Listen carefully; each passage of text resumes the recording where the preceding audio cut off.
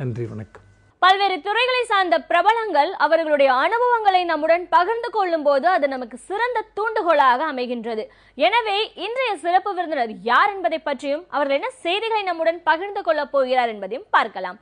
நம் விடியலை நிகழ்ச்சியின் அடுத்த பகுதியாக வரவிருப்பது சிறப்பு விருந்தினர் பகுதி.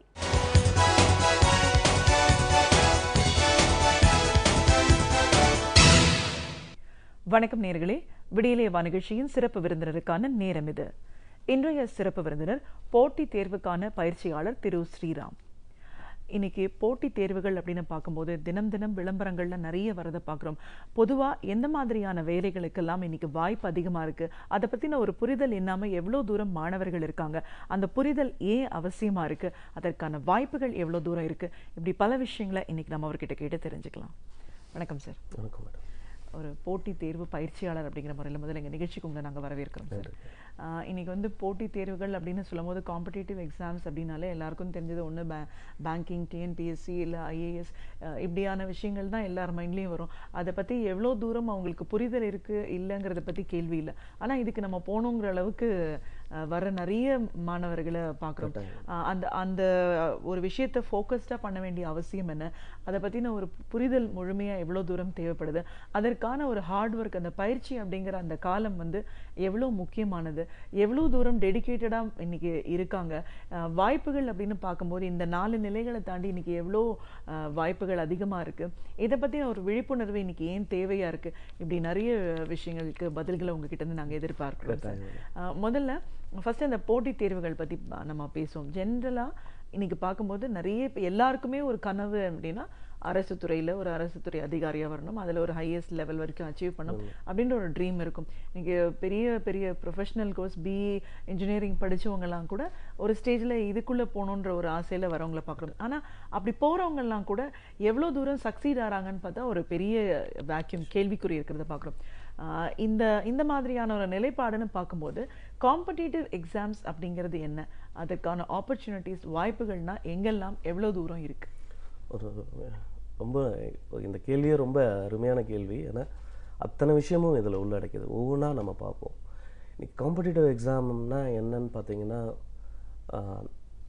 ஒரு மாணவன் முடிவு பண்ணுறது, நான் அரசு வேலைக்கு தான் போக போகிறேன் அப்படின்னு முடிவு பண்ணியாச்சு.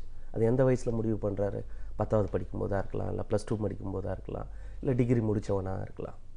ஸோ அந்த மாணவன் முடிவு பண்ணுறான். அவன் முடிவு பண்ணிவிட்டு நான் இனிமேல் என்னோடய வாழ்க்கையை ஒரு அரசு பணியாளராக தான் தொடங்க போகிறேன்.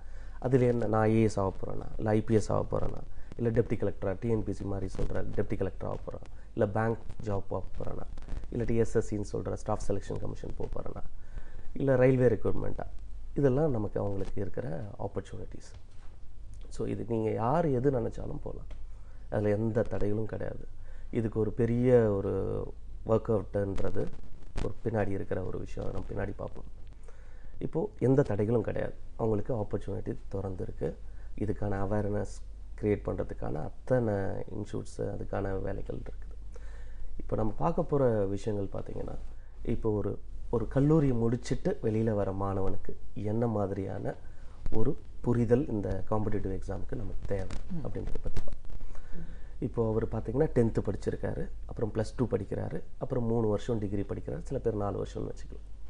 இப்போ கிட்டத்தட்ட அவரோட அதிமுக்கியமான இளமை பருவத்தில் ஒரு 15 வருஷம் இந்த கல்விக்காக செலவு பண்ணிவிட்டு எண்ட் ஆஃப் அந்த டிகிரி முடிச்சுட்டு கடைசியாக வரும்போது நான் ஒரு அரசு வேலைக்கு தான் போக போகிறேன் அப்படின்னு நினைக்கிறாரு.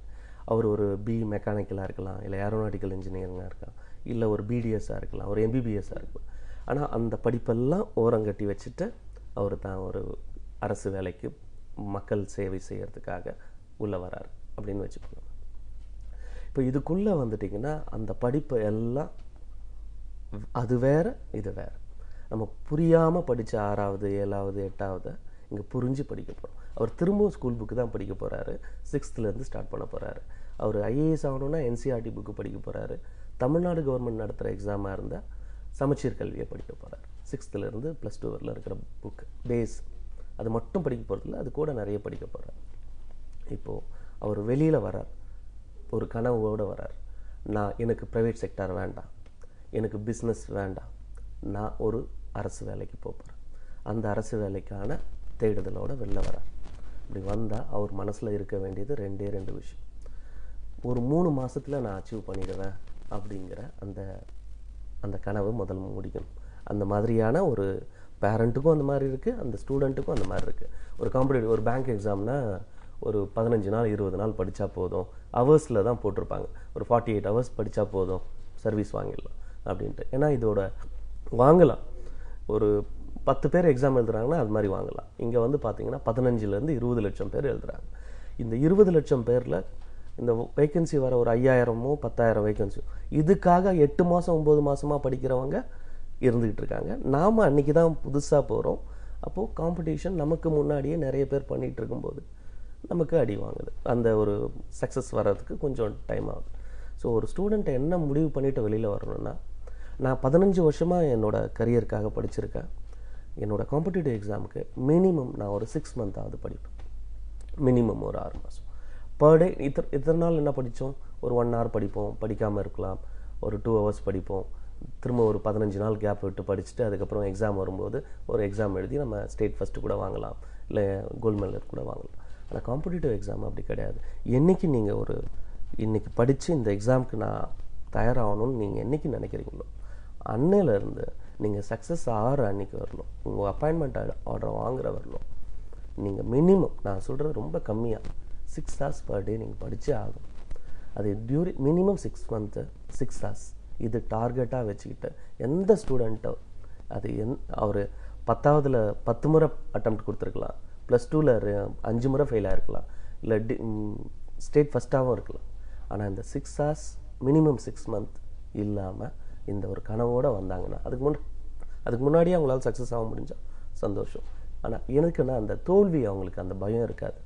இப்போ ஒரு ஃபஸ்ட் அட்டெம்ப்ட் கொடுக்கும்போதே ஐயோ நம்ம வர முடியலையே அப்படின்னு இருக்காது. ஏன்னா நம்மளோட டார்கெட் மினிமம் 6 months இருக்குது, 6 hours படிக்கிற மாதிரி. இந்த மாதிரி இருக்கும்போது நம்மளால் ஈஸியாக சக்ஸஸ் பண்ண முடியுது. இந்த தேவையில்லாத டென்ஷன் ப்ரெஷரை நம்ம அவாய்ட் பண்ண முடியுது. பேரண்ட்டுக்கும் கட்டாயமாக ஒரு அவேர்னஸ் தேவை. 15 வருஷம் நம்ம 10th படிக்கிறதுக்கு 1 year ஃபுல்லாக நம்ம செலவு பண்ணுறோம், +2க்கு 2 வருஷம் செலவு பண்ணி +2 எக்ஸாம் பாஸ் பண்ணுறோம், டிகிரிக்கு 3 வருஷம் படித்து டிகிரி வாங்குறோம். ஆனால் கவர்மெண்ட் ஜாப் மட்டும் 2 நாளில் வந்துடணும். அதுதான் டோட்டல் அவுட்கம்மே, அவங்களோட படிப்போட வெளிப்பாடே ஒரு ஜாப் செட்டில்டு. ஆனால் அது மட்டும் ஒரு 2 மாதத்தில் வந்துடணும், 1.5 மாதத்தில் வந்துடணும். பேரண்ட்டும் பசங்களை என்கரேஜ் பண்ண வேண்டிய ஒரு கட்டாயத்தில் இருக்காங்க. எந்த ஒரு ஸ்டூடெண்ட்டும் எவ்வளோ படிக்கல இல்லை நல்லா படிக்கிற ஸ்டூடெண்ட் யாராக இருந்தாலும் உள்ளே வரலாம், காம்படிட்டிவ் எக்ஸாமுக்குள்ளே வரலாம். ஒரு விஷயம், குறைஞ்சபட்சம் நான் 6 மணி நேரம் டெய்லி படிப்பேன், நான் இதை தான் படிப்பேன், என் வாழ்க்கையை நான் அரசு ஊழியராக தான் நான் பண்ணணுன்றது என்னோட வெறி அப்படின்னு சொல்லிட்டு வரும்போது அவங்க கட்டாயமாக சக்ஸஸ் ஆகிறாங்க. கண்டிப்பாக சார். இப்போது இந்த மாதிரியான ஒரு எண்ணங்களோடு உள்ளே வர நிறைய பேர் நம்ம பார்த்துருக்கோம்.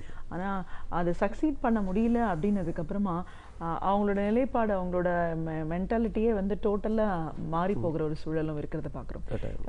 இது எதனால்? ஆனால் ரிப்பீட்டடாக நிறைய பேர் திருப்பி அதை எழுதிட்டே இருக்காங்க, ஆனால் ஃபெயிலியர்ஸ் தொடர்ந்து பார்த்துட்டே இருக்கிறதையும் பார்க்குறோம்.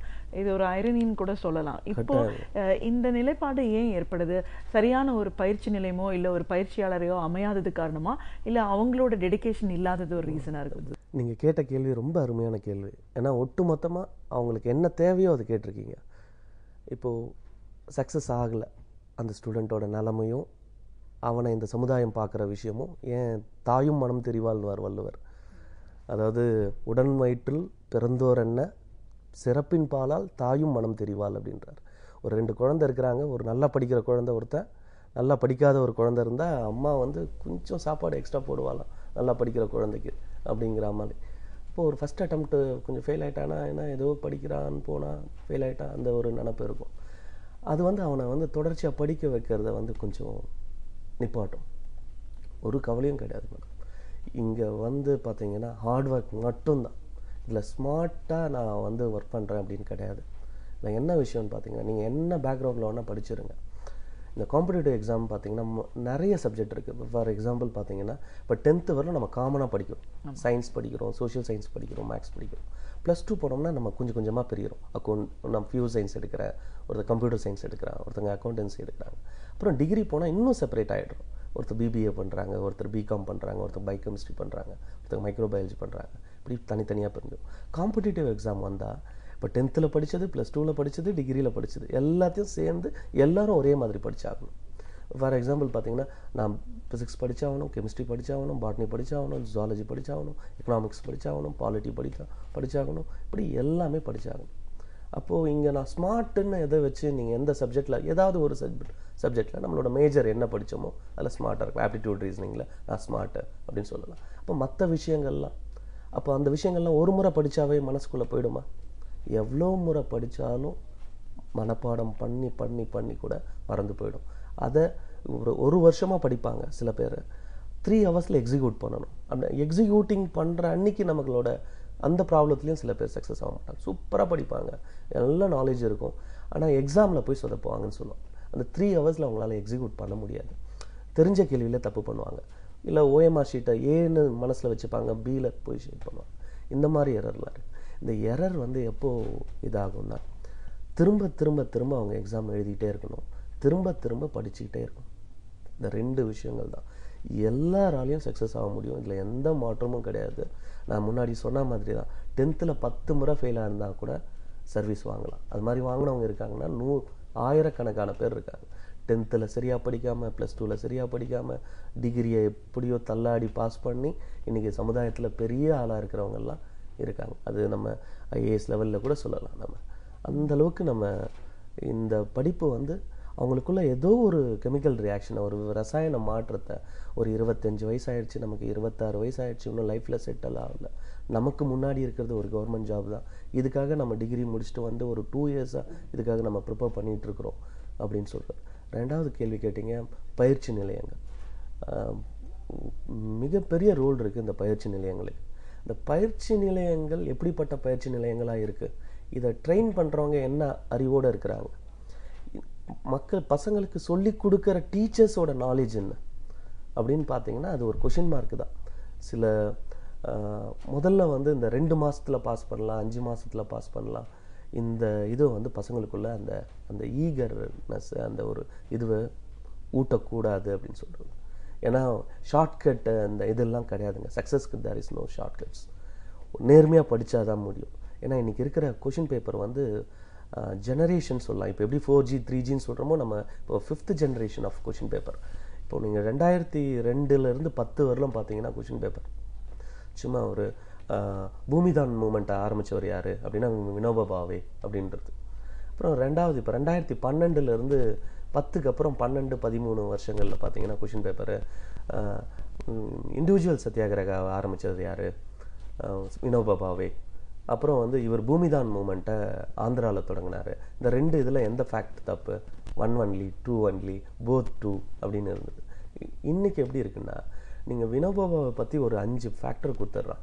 அவர் தான் வந்து பூமிதான் மூமெண்ட் ஆரம்பித்தார், அவர் தான் வந்து ராமன் மகசேசே அவார்டு வாங்கினா ஃபஸ்ட்டு இந்தியன்னு, வினோபா பாவே தான் இண்டிவிஜுவல் சத்தியாகிரக 1940 தொடங்கினார்.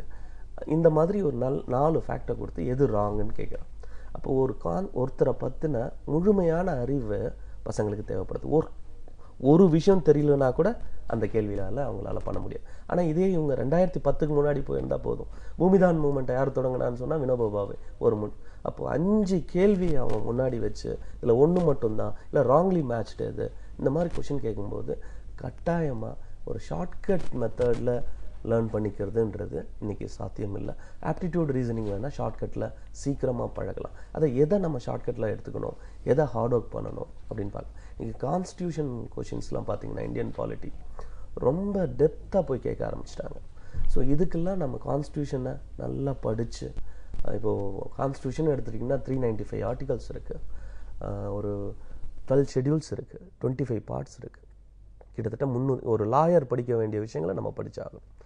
அப்போது ஃபிசிக்ஸ் கெமிஸ்ட்ரி பாட்னி ஜுவாலஜின்னு பார்த்தீங்கன்னா கிட்டத்தட்ட ஒரு MBBS கொடுக்குற அறிவை நம்ம கொடுத்தாகணும்.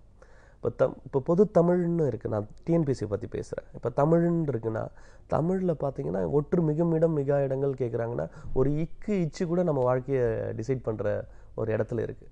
அப்போது ஒரு கம்ப்ளீட் நாலேஜ், இதை வந்து நான் 2 மாதத்தில் அடைஞ்சிடணும் 3 மாதத்தில் அடைஞ்சிடணும்னு நினைக்கிறதே ஒரு பேராசை தான் நான் சொல்லுவேன். இது படிக்கிறது ஒரு சந்தோஷம், படிக்கிறது ஒரு கலை. இந்த கலையை வந்து நம்ம தொடர்ச்சியாக நம்ம டார்கெட் ஃபிக்ஸ் பண்ணணும். 1 இயர்க்குள்ளே நான் இந்த சர்வீஸ் போயிடுவேன். உங்களோட சர்வீஸ் என்னவோ அதை டார்கெட் பண்ணுங்கள். உங்களுக்கு டெப்டி கலெக்டர் தான் வேணுமா, டார்கெட் பண்ணிக்கோங்க. நடுவில் நடக்க போகிற எல்லா எக்ஸாமும் எழுதுங்க. இந்த எக்ஸாம் நீங்கள் எந்த சர்வீஸ் வேணாலும் உங்களுக்கு வாங்கி கொடுக்கும். நீங்கள் டார்கெட் வச்சுருக்கிற அந்த சர்வீஸ்க்கும் உங்களுக்கு கொண்டு போகும். தொடர்ச்சியாக படிக்கிறது தான் இதுக்கு இருக்கிற ஒரு விஷயம். படிக்கிறதுன்றது ரொம்ப கஷ்டம். அப்போது படிக்கிறது ஏன் ரொம்ப கஷ்டமாயிடுதுன்னா, நிறைய படிக்கும்போது சில பேருக்கு சயின்ஸே வராதும்பாங்க, சில பேர் ஆப்டிடியூட் ரீசனிங்கே வராதும்பாங்க. இந்த மாதிரி எந்த ஒரு ஸ்டூடெண்ட்டாக இருந்தாலும் வராத ஒரு சப்ஜெக்ட் இருப்பாங்க. அதை நம்ம எப்படி ஓவர் கம் பண்ணுறது, அதை திரும்ப திரும்ப எப்படி ப்ராக்டிஸ் பண்ணுறது, இது பண்ணணும். இன்ஸ்டியூட்ஸ் இந்த பசங்களோட லெவல் ஆஃப் இது என்ன அப்படின்னு பார்க்கணும். ஒவ்வொரு ஸ்டூடெண்ட்டையும் இண்டிவிஜுவல் கேர் எடுத்துக்கணும் மேடம்.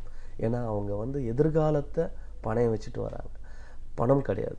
இப்போ பணம் கூட திரும்ப சம்பாரிச்சிடலாம்.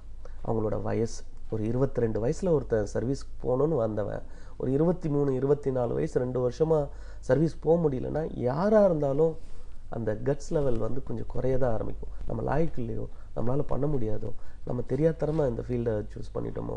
என் ஃப்ரெண்டுலாம் நேரம் ஆன்சைட் போயிட்டு அவன் யூஎஸ் போயிட்டானே, நான் தெரியாதரமாக குரூப் 1 வந்துட்டணும். இதெல்லாம் நான் டெய்லி பார்க்குற பசங்கக்கிட்ட இருக்கிற, நான் டெய்லி பார்த்துட்ருக்கேன். டெய்லி எனக்கு ஒரு 50 பேர் 60 பேராவது என்னை சுற்றி கேட்பாங்க, சார் என்ன பண்ணுறது. நான் சொல்கிறது தான், நம்மளால் முடியலைன்னா வேறு யாராலும் முடியாது. கட்டாயமாக முடியும். திரும்ப திரும்ப பண்ணு. என்ன தப்பு பண்ணீங்க, ஒரு கொஷின் பேப்பர் தெரிஞ்சுன்னா தெரிஞ்ச கொஷினை வச்சுட்டு பெருமைப்படாது. 100 கொஷின் எழுதுறேன்னா எனக்கு சார் 75 கொஷின்ஸ் நான் கரெக்ட் பண்ணிட்டேன் சார், 25 தான் தெரியல. அந்த 25 எந்த கொஷின் தெரியல, அது ஏன் உனக்கு தெரியாமல் போச்சு, அது எந்த சோர்ஸில் இருக்குது, எந்த புக்கில் இருக்குது, ஏன் உனக்கு தெரியாமல் போச்சு, உனக்கு சொல்லிக் கொடுக்கலையா, உன்னோட மெட்டீரியல் இல்லையா, அதை தேடார். அதுதான் உன்னை சக்ஸஸ் கொண்டு போகும். ஏன்னா ஒரு ஓவரால் ரேங்கிங்கில் ஒரு 10 லட்சம் பேர் எழுதுறாங்கன்னா ஒரே மார்க்கில் இப்போ 143 அப்படின்றவங்களுக்கு ஒரு சர்வீஸ் வருதுன்னா இதே 143ல் 1000 பேர் இருப்பாங்க. அப்போ ஒவ்வொரு மார்க்கிலும் 1000 பேர், ஒரு 6 மார்க்கில் 6000 வேகன்சி முடிச்சுட்டாங்க. நான் 2 மார்க்கில் தான் தோற்று போயிட்டேன் அப்படின்னு சொல்லிட்டு பெருமை கிடையாதுங்க. நீங்கள் இது நம்ம புரிஞ்சு இன்ஸ்டியூட் புரிஞ்சுக்கணும். ஸ்டூடெண்ட் தளரவே கூடாது மனசு. ஏன்னா நம்மளால் முடியலன்னா யாராலும் முடியல அப்படின்னு சொல்லணும். ஜெயிச்சதுக்கப்புறம் நம்மளாலே முடிஞ்சது எல்லாராலையும் முடியும் அப்படின்னு நினைக்கணும்னு சொல்லுவாங்க. அந்த மாதிரி கட்டாயமாக இந்த 2 விஷயத்தையும் அவங்க பண்ணணும். இன்ஸ்டியூட் ஸ்டூடெண்ட்டோட வெல்ஃபேரை நம்ம கட்டாயமாக பார்த்தாகணும். ஒவ்வொருத்தரோட மனநிலையும் புரிஞ்சுக்கிட்டு அவங்கள தொடர்ச்சியாக எப்படி நம்ம சர்வீஸ் கொண்டு போகணும். நம்மளை நம்பி வந்த பையன், நம்மளை வாழ்க்கையை நம்மளை பிலீவ் பண்ணி அவனோட எதிர்காலத்தை வச்சு இப்போ அவனுக்கு சரியான கைடன்ஸையும் அவனோட வாழ்க்கையை நல்லா செட்டில் பண்ணுறதுக்கான வேலையும் அந்த இன்ஸ்டியூட்ஸ் பார்க்கணும். ஸ்டூடெண்ட்டு கட்டாயமாக சர்வீஸ் வாங்கிடலாம், அவன் பயப்பட வேண்டாம். பேரண்ட் அவனுக்கு கட்டாயமாக சப்போர்ட் பண்ண மேடம். பேரண்ட் தான் மேடம் ரொம்ப முக்கியம். அவங்க படிக்கும்போது, ஏன்னா மணிக்கணக்கில் படிக்கணும். நான் முதல்ல சொன்ன மாதிரி 6 hours படித்தா 6 மாதத்தில் வர முடியுமா, அப்போ 8 hours படி, சீக்கிரம் வாங்கிடலாம். 10 hours படி வாங்கிடலாம். 15 hours படி. எனக்கு தெரிஞ்சவங்களாம் 18 hours per day படிக்கிறாங்க. அப்போனா உங்களோட சக்ஸஸ்க்கு நேர போயிட்டே இருக்கீங்க. அப்போது ஒரு ஸ்டூடெண்ட்டை ஒரு சப்ஜெக்டை 6 hours படிக்கிறான் 6 months, ஒரு ஸ்டூடெண்ட் 8 hours படிக்கிறான், ஒரு ஸ்டூடெண்ட் 18 hours படிக்கிறான். யார் சக்ஸஸ் போவான்னா 18 hours படிக்கிறான். அதே நாலேஜோடு நான் சொல்கிறேன், ஒரே ஒரு பிஇ முடிக்கிற ஸ்டூடெண்ட்டு, ஒரே லெவல் ஆஃப் நாலேஜ் இருக்கிற ஸ்டூடெண்ட் கூட இந்த லெவலில் தான் மேடம் முன்னாடி போக முடியும். கண்டிப்பாக சார். இந்த எக்ஸாம்ஸ் பொறுத்த வரைக்கும் இன்னும் டீட்டெயிலாக பார்க்கலாம். சரி, படிக்கணும்னு வர ஆம்பிஷனோடு வராங்க. ஐஏஎஸ்னா அதுதான் அப்படின்ற இலக்குன்னு வச்சுருக்காங்களே தவிர அது இல்லைன்னும் போது அப்புறம் என்ன பண்ணணும்னு அவங்களுக்கு தெரிய மாட்டேங்குது. பட் இதில் எவ்வளோ தூரம் அவென்யூஸ் ஓப்பனாக இருக்குது, எந்த மாதிரியான விஷயங்கள் எல்லாம் அவங்க தனக்கு சாதகமாக பயன்படுத்திக்கிட்டு வாய்ப்பு இருக்குது? ஏதோ ஒரு ஸ்டூடெண்ட்டு கேட்குற மாதிரியே இருக்குது எனக்கு. ஏன்னா நீங்கள் அவங்களோட வழியை புரிஞ்சு கேட்குற ஒரு இது மாதிரி இருக்குது. இப்போது ஐஏஎஸ் ஊரில் இருப்பாங்க மேடம், ஸ்டேட் ஃபஸ்ட் எடுத்திருப்பாங்க, இல்லை ஸ்கூல் ஃபஸ்ட்டாக இருப்பாங்க. 500க்கு 498 மார்க்கு 450ன்னா என்ன ஆக போகிறேன்னா ஐஏஎஸ் ஆக போகிறேங்க அப்படின்னு தெரியாது நமக்கு எவ்வளோ கஷ்டம் இருக்குன்னு. ஒரு பொண்ணு கேட்டால் என்னம்மா ஆக போகிறேன், ஐஏஎஸ் ஆக போகிறேங்க. என் பொண்ணு ஐஏஎஸ் ஆக போகிறேன். அப்போ ஐஏஎஸ் ஆக போகிறேன் +2 இருந்து டிகிரி என்ன ஆக போகிறேன் ஐஏஎஸ். உள்ளே வந்தால் நம்ம தமிழ் மீடியத்திலே படிச்சிருப்போம், அதெல்லாம் ஒரு பேரியர் இல்லை, அதெல்லாம் ஓவர் கம் பண்ணலாம். ஃபஸ்ட் அட்டெம்ப்ட் கொடுப்பாங்க, செகண்ட் அட்டெம்ப்ட் கொடுப்பாங்க, தேர்ட் அட்டெம்ப்ட் கொடுப்பாங்க. அதுக்கப்புறம் நீங்கள் முதல்ல நம்ம டிஸ்கஸ் பண்ணதான், ஐயோ நம்மளால் முடியாது போல, ஐஏஎஸ் கனவே உடஞ்சி போச்சு, அவ்வளோதான் என்னால் முடியாது, எப்படி ஊருக்கு போகிறது. நான் என் குழந்தையிலேருந்து சின்ன வயசுலேருந்தே நான் எல்லாருக்கிட்டையும் சொல்லிட்டேனே நான் ஐஏஎஸ். அவங்க என்னை எப்படி பார்ப்பாங்க, ஐஏஎஸ் வந்து நம்ம யூபிஎஸ்சி எழுதி தான் உள்ளே போகணுன்னு அவசியம் கிடையாது. இப்போ டிஎன்பிஎஸ்சி இந்த பக்கம் வரலாம். டிஎன்பிஎஸ்சியில் வந்து பார்த்தீங்கன்னா டெப்டி கலெக்டர்ஸ் சொல்லுவாங்க. குரூப் 1 ரேங்க்கில் குரூப் 1ல் பார்த்தீங்கன்னா ஒரு 7 போஸ்டிங் வருது. டெப்டி கலெக்டர்ஸு, டிஎஸ்பி, இது ரெண்டும் பார்த்தீங்கன்னா ஆல் இண்டியா சர்வீசஸ் சொல்கிற ஐஏஎஸ் ஐபிஎஸ் போகலாம். அதாவது ஐஏஎஸ் தவிர விட்டு ஏதோ ஒரு காரணம், என்ன காரணமாக இருக்கும், ஒன்றும் லாங்குவேஜ் ப்ராப்ளமாக இருக்கும், அவங்களால அடாப்ட் பண்ண முடியாத லாங்குவேஜாக இருக்கலாம், இல்லை இன்டர்வியூவில் சரியாக பர்ஃபார்ம் பண்ண முடியாமல் இருக்கலாம், இல்லை மெயின்ஸ் பொறுத்திங்கன்னா ஆப்ஷனல் பேப்பர்ஸு ப்ளஸ் 7 பேப்பர்ஸ் இருக்குது, அதில் ஏதாவது ஒரு பேப்பரில் அவங்களால ஒரு இது சக்ஸஸ் ஆக முடியாமல், எஸ்ஏ ரைட்டிங் இருக்குது, இங்கிலீஷ் மஸ்ட்டுன்னும் போது அது கொஞ்சம் இதெல்லாம் அவங்கெல்லாம் கூட இப்போ ட்ரெண்ட் எப்படின்னா மேடம், டிகிரி முடித்தாங்களா நேராக ஐஏஎஸ் தான் கனவு அவங்களுக்கு, நேராக குரூப் 1 வர வேண்டியது, ஒரு சர்வீஸ் வாங்கிட வேண்டியது, திரும்ப யூபிஎஸ்சி படிக்க வேண்டியது. நான் குரூப் 1 சர்வீஸ்லேயே இருந்துகிட்டு இருக்கேன். யூபிஎஸ்சி கிடச்சதுன்னா எனக்கு ஐஏஎஸ் கிடச்சா ஐஏஎஸ் போயிட போகிறேன், இல்லாட்டி எனக்கு இதுலேயே கன்ஃபர்ட் ஐஏஎஸ் வந்துடும். ஸோ இப்போ ட்ரெண்ட்ஸ், இப்போ பேரண்ட்டை விஷயம் தெரிஞ்ச பேரண்ட்ஸை என்ன பண்ணுறாங்கன்னா குரூப் 1 படிக்க வச்சிடுறாங்க. குரூப் 1 படிக்க வச்சுட்டு அதில் சர்வீஸ் வாங்கிடுறான். அவன் 22, 23 வயசில் சர்வீஸ் வாங்கிடுறான். 10 வருஷத்துக்குள்ளே அங்கே சர்வீஸ் வாங்காட்டியும் அவன் என்ன ஆகிடுறான்னா ஐஏஎஸ் ஆகிடுறான், ஐபிஎஸ் ஆகிடுறான். இப்போ இந்த குரூப் 1 பொறுத்தவரை 7 சர்வீஸ் அவங்க தான் வந்து பியூரோக்ராட்ஸ் சொல்லிக்கிறேன். இன்றைக்கி இருக்கிற ஹையஸ்ட்டாக ஒரு பெஸ்ட் பிரெயின் ஆஃப் தமிழ்நாடுன்னு சொன்னோம்னா அவன் டெப்டி கலெக்டர் அப்படி சொல்லிக்கலாம். பெஸ்ட் பிரெயின் ஆஃப் இந்தியானா ஐஏஎஸ் அப்படின்னு சொல்லுவாங்க உள்ள வட்டாரத்துக்குள்ளே. இப்போது அந்த மாதிரி பார்த்தீங்கன்னா ஒரு தமிழ்நாட்டில் நல்லா படிக்கிற பையனா ஒரு டெப்டி கலெக்டர் ஆகிடும். 10 வருஷம் மேக்ஸிமம் 10 இயர்ஸ்க்குள்ளே அவன் ஐஏஎஸ்ஸாக மாட்டிடுறான். டிஎஸ்பின்னா ஐபிஎஸ்ஸாக மாறிடுறாங்க. அதுக்கப்புறம் ஏசின்னு சொல்லுவாங்க, assistant commissioner in commercial taxes, அந்த மாதிரி இருக்குது. அதுக்கப்புறம் டிஸ்ட்ரிக்ட் ரிஜிஸ்ட்ரார்னு இருக்குது. அதுக்கப்புறம் டிஸ்ட்ரிக்ட் எம்ப்ளாய்மெண்ட் ஆஃபீஸர்ஸ் இருக்குது. டிஆர்சிஎஸ்ன்னு சொல்லுவாங்க, district register of cooperative society. இது மாதிரி சமுதாயத்தில் பேர் சொல்லிக்கிற நல்ல, அதாவது என்ன சொல்லலாம், ஒரு நல்ல மரியாதை கொடுக்குற ஒரு ஜாப் தான்.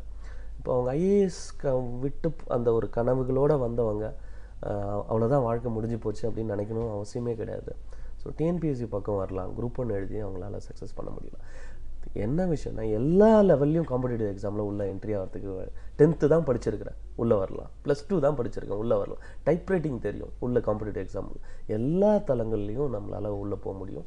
கட்டாயமாக ஒரு சர்வீஸ் எல்லா சிலபஸையும் ஆவரேஜாக நீங்கள் வச்சு பார்த்தீங்கன்னா, அப்போது பேங்கிங் போய் நான் தனியாக படிக்கணுமா சார்? எஸ்எஸ்சியில் வேறு சிலபஸாக? ஆர்ஆர்பி போனால் அதுக்கு நான் புதுசாக அதுக்காக ஒரு 6 மாதம் உட்காந்து படிக்கணுமா? நான் டிஎன்பிஎஸ்சிக்காக ப்ரிப்பேர் பண்ணிட்டு இருந்தேன். யூபிஎஸ்சி போகும்போது அது வேறு சப்ஜெக்டா அப்படின்னு பார்த்தீங்கன்னா, இன்றைக்கி ஆவரேஜாக எல்லா சிலபஸையும் ஒன்றா கூட்டி கழித்து பார்த்தீங்கன்னா 70% ஆஃப் தி சிலபஸ் சேம் தான். அந்தந்த இப்போ பேங்கிங் பார்த்தீங்கன்னா 4 சப்ஜெக்ட் இருக்குன்னு வச்சுக்கோங்களேன்.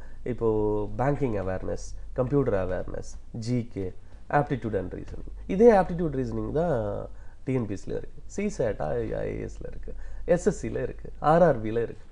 ஸோ நம்ம ஒரு காம்படிட்டிவ் எக்ஸாமுக்கு வர ஒரு ஸ்டூடெண்ட்டு ஒரு நாளைக்கு ஒரு விஷயத்தை கற்றுக்கிறான் அப்படின்னா, நியூ எக்கனாமிக் பாலிசி 1991 கற்றுக்கிறான்னா அவன் எஸ்எஸ்சிலையும் அப்ளை பண்ணலாம், ஆர்ஆர்பிலையும் அப்ளை பண்ணலாம், டிஎன்பிஎஸ்லையும் அப்ளை பண்ணலாம், இந்தியாவில் நடக்கிற எல்லா காம்படிட்டிவ் எக்ஸாம்லையும் பண்ணலாம். அதனால தான் 10th standard level, +2 level, degree லெவல்னு வைக்கிறாங்க. ஏன்னா டிகிரியில் நீ என்ன படிச்சுட்டு வந்திருக்கியோ அந்த லெவல் ஆஃப் எக்ஸாம் தான். அப்போது சென்ட்ரல் கவர்மெண்ட்லேருந்து நடக்கிற எக்ஸாம் வந்து தமிழ்நாட்டில் ஒரு சிலபஸ், அவங்களுக்கு ஒரு சிலபஸ், எல்லாருக்கும் காமன் சிலபஸ்னும் போது ஒட்டுமொத்தமாக அதுதான் படிக்கிறோம் நம்ம. நீங்களும் H2SO4 பற்றி படிச்சிருப்பீங்க, நானும் படிச்சிருப்பேன், பீகாரில் இருக்கிறவனும் படிச்சிருப்பான். ஸோ இந்த லெவல் ஆஃப் எக்ஸாம் தான் நம்ம நடக்குது. அதனால் ஈஸி சக்ஸஸ் பண்ணுறதுன்றது ஒரு விஷயமே கிடையாது. 2 விஷயம் தேவை. எவ்வளோ சீக்கிரத்தில் சக்ஸஸ் பண்ண போகிறேன், ஏன் நான் சக்ஸஸ் ஆக முடியல, இதை 2த்தையும் நீங்கள் திங்க் பண்ணணும். படிக்காமல் சர்வீஸ் வாங்க முடியாது. இன்றைக்கி 15 லட்சம் பேர் 20 லட்சம் பேர் ஒரு எக்ஸாம்லாம் எழுதுகிறாங்க. இதில் நான் சொன்ன 6 hours படித்து எழுதுகிறவங்க சும்மா ரஃபாக சொல்லுங்களேன் எவ்வளோ பேர் இருப்பாங்கன்னு. ஒரு இவ்வளோ 15 லட்சம் பேர் எழுதுகிறாங்க ஒரு கவர்மெண்ட் ஜாபு. இதுக்காக ஒரு கட்டாயமாக பின்னாடி உட்காந்து படிப்பாங்க. ஒரு எத்தனை பேர் படிப்பாங்க? ஒரு 6 hours படிப்பாங்கன்னு. 1 லட்சம் பேர், ஒரு 10,000 பேர் கூட கிடையாது, அவ்வளோதான். ஆனால் எக்ஸாம் எத்தனை பேர் எழுதுறாங்கன்னா 15 லட்சம் பேர் எழுதுறாங்க. ஒரு 6 hours உட்காந்து படிக்கிறவங்க ஒரு 10,000 கூட கிடையாது. இப்போ ஃபார் எக்ஸாம்பிள் இப்போ ஒரு வரப்போகிற குரூப் 4 கூட எக்ஸாம் வச்சுக்கலாம். 5,400 வேகன்சி இருக்குது. 6 hours படித்தா போதும் நம்ம அந்த சர்வீஸை வாங்கிடலாம். பண்ணுறது யார், எத்தனை பேர் இருக்காங்கன்னா ரொம்ப கம்மி தான், ரொம்ப கம்மியாக தான் படிக்கிறாங்க. தொடர்ச்சியாக படிக்கிறது இல்லை. ஒரு நாள் புக் எடுப்பான், இல்லை இன்ஸ்டியூட் ஒரு நாள் போவான், அவன் என்ன வேலை பார்த்துட்டு இருந்தானோ அப்படியே பார்த்துட்டு இருப்பான். ஏன்னா அவன் டிகிரியை வந்து ஜாலியாகவே இருந்து பாஸ் பண்ணான், +2 ஜாலியாக இருந்து பாஸ் பண்ணான். காம்படிட்டிவ் எக்ஸாமும் இப்படி பண்ணலான்னு நினைக்கிறது அது மட்டும் நடக்காது. அதுதான் ப்ராப்ளம்.